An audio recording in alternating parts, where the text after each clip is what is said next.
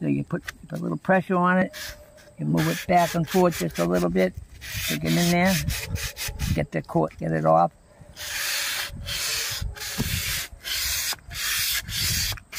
And you're done. Same thing with the bottom. Put it in, put a little pressure on it.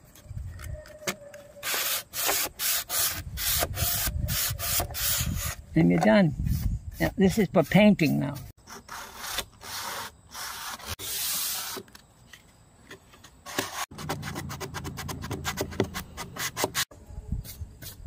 And you either want to go out and spend $500 on a new door, or you want to refurbish this one.